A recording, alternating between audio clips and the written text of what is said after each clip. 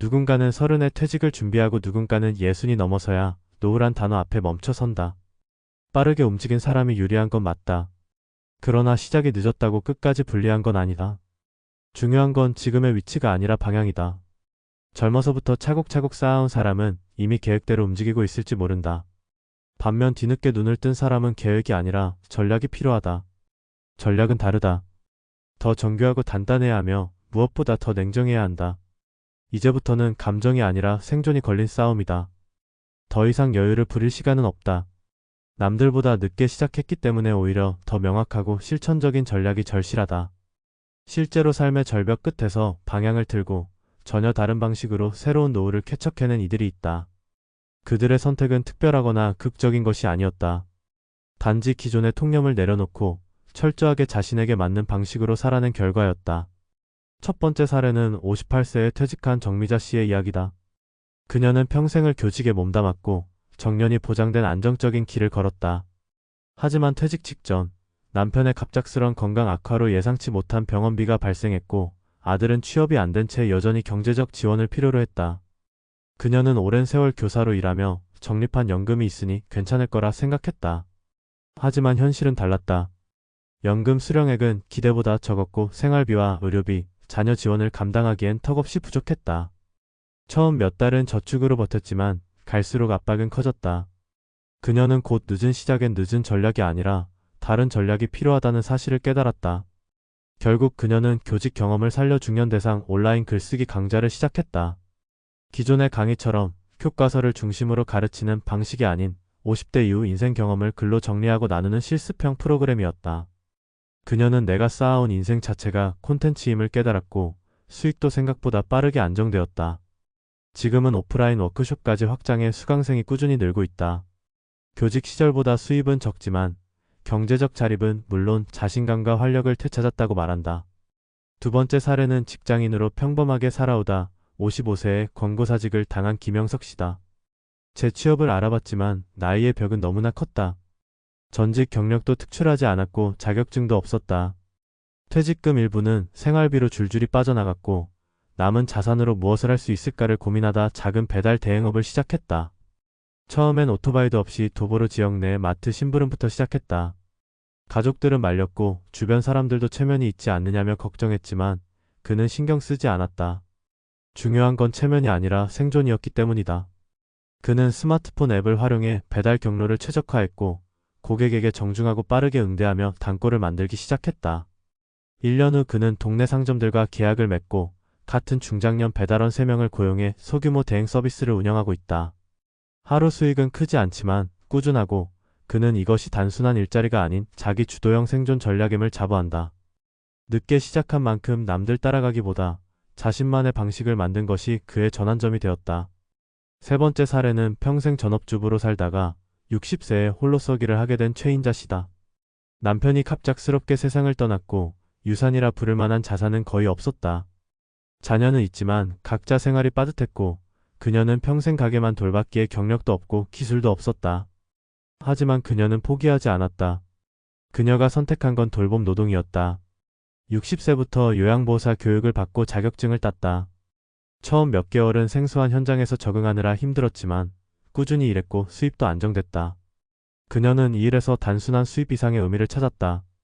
누군가에게 필요로 된다는 감정은 무너진 자존감을 회복시켰고 남은 인생이 허무하지 않다는 확신도 생겼다.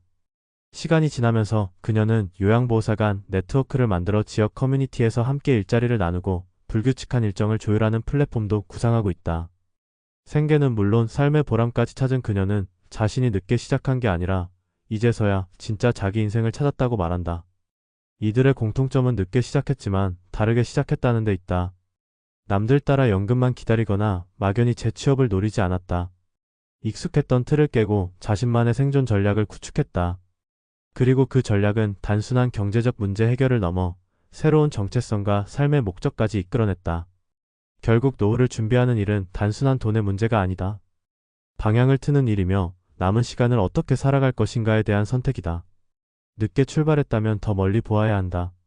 기존의 틀에 갇히지 말고 나이 들었다는 이유로 움츠러들지 말고 오히려 그 늦음을 무기로 바꿔야 한다. 지금이 늦었다면 전략은 반드시 달라야 한다. 그것이 오늘을 견디고 내일을 바꾸는 유일한 방법이다. 늦게 시작했으니 불리하다는 말은 절반의 진실이다. 빠르게 준비한 사람에 비해 분명 시간적 여유는 없다. 하지만 그렇다고 해서 기회까지 없는 것은 아니다. 중요한 건 이 늦음이 절박함이라는 에너지를 만들어낸다는 점이다. 우리는 이 에너지를 전략으로 전환할 수 있어야 한다. 이미 50대나 60대에 접어들었다면 나이에 맞는 방식을 고민해야 한다.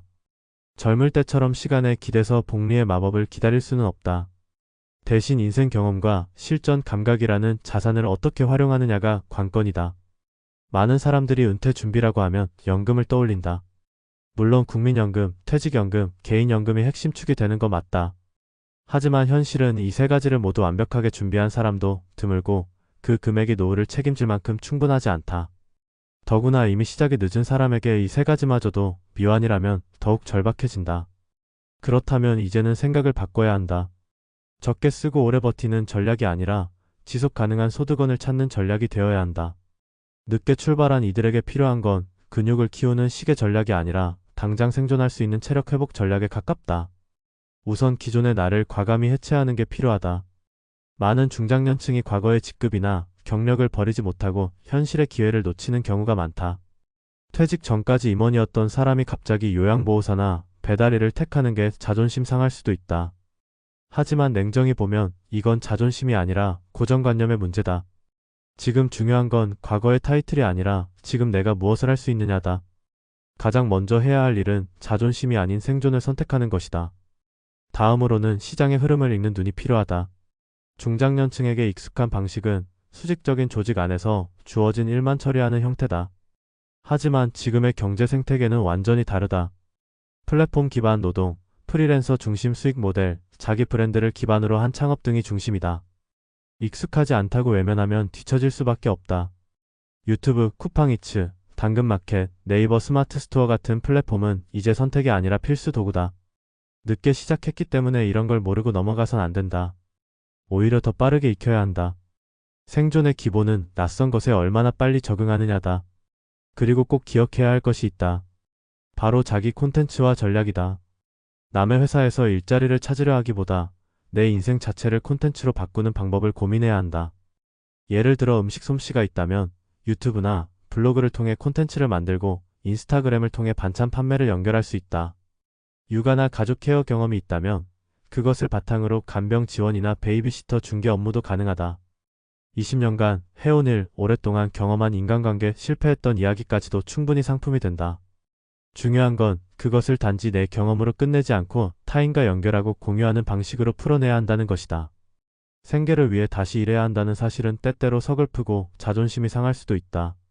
하지만 다른 각도에서 보면 이는 새로운 가능성을 찾을 기회이기도 하다. 퇴직 후에도 자기 주도적으로 일하는 사람들은 경제적 이유뿐 아니라 정신적 이유로도 그 일을 계속한다. 내가 사회에 여전히 쓰일 수 있다는 확신은 삶의 활력으로 연결된다. 그리고 그 활력이야말로 늦게 출발한 사람에게 반드시 필요한 자산이다. 결국 노후 생존 전략은 돈의 문제이자 동시에 삶의 태도에 관한 문제다. 조급함에 휘둘릴 필요는 없다. 하지만 현실을 외면해서도 안 된다. 지금 가진 것을 냉정하게 들여다보고 더는 손에 쥐고 있지 않은 것들을 과감히 내려놓아야 한다. 체면, 과거의 직함, 오래된 습관 같은 것들 말이다. 그 대신 현실적이고 실천 가능한 계획을 짜야 한다. 단기적 수입 창출과 중기적 소득 구조 마련, 장기적 건강 관리까지 세 가지가 동시에 설계되어야 한다.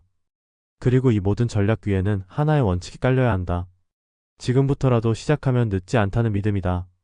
노후는 결과가 아니라 과정이다.